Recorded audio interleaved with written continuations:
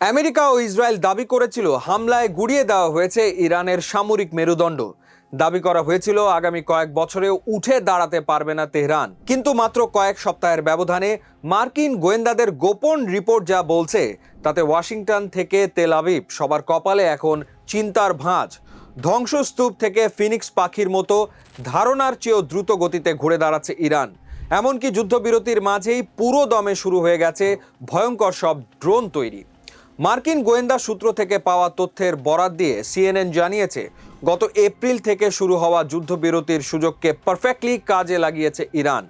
মার্কিন ও ইসরায়েলি হামলায় যেসব ক্ষেপণাস্ত্র ঘাঁটি, উৎক্ষেপণ যন্ত্র আর অস্ত্র কারখানা ধ্বংস হয়েছিল সেগুলো রাতারাতি আবার সচল করা হচ্ছে।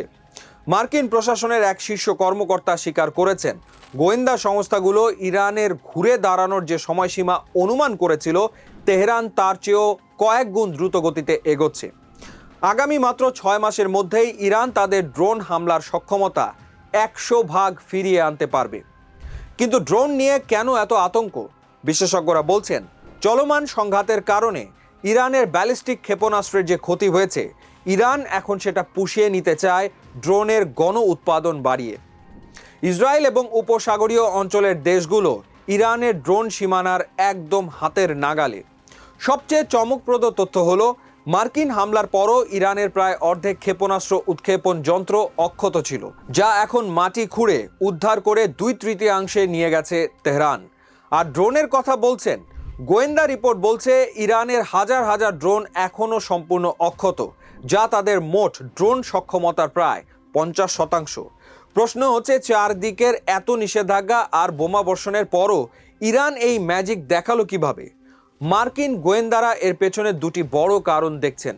প্রথমত, মার্কিন ও ইসরায়েলি হামলায় ইরানের যতটা ক্ষতি হয়েছে দাবি করা হয়েছিল, বাস্তবে ক্ষতি হয়েছে তার চেয়ে অনেক কম। বিশেষ করে উপকূলীয় ক্রুজ ক্ষেপণাস্ত্রগুলো প্রায় অক্ষত, যা হরমুজ প্রণালী অচল করে দেওয়ার জন্য যথেষ্ট। দ্বিতীয় এবং সবচেয়ে বড় কারণ চীন ও রাশিয়ার পরোক্ষ সমর্থন। অভিযোগ উঠেছে, যুদ্ধ চলাকালীনও বেইজিং ইরানকে ক্ষেপণাস্ত্র ও ড্রোন তৈরির অত্যাধুনিক পার্টস সরবরাহ করে গেছে।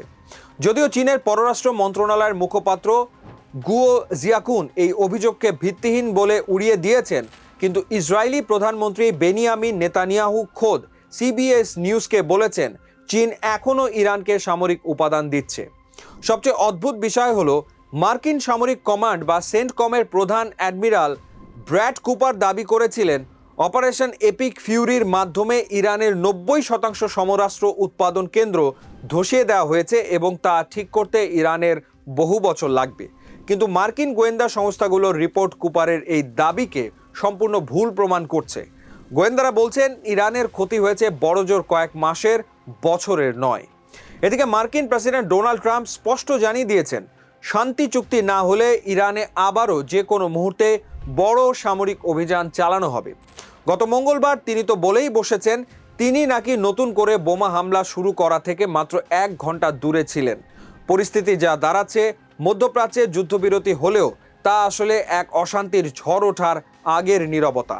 ইরান যেভাবে ড্রোনের ভান্ডার আবার সমৃদ্ধ করছে, তাতে নতুন করে যুদ্ধ শুরু হলে মধ্যপ্রাচ্যের সমীকরণ কোন দিকে মোড় নেবে বলা মুশকিল।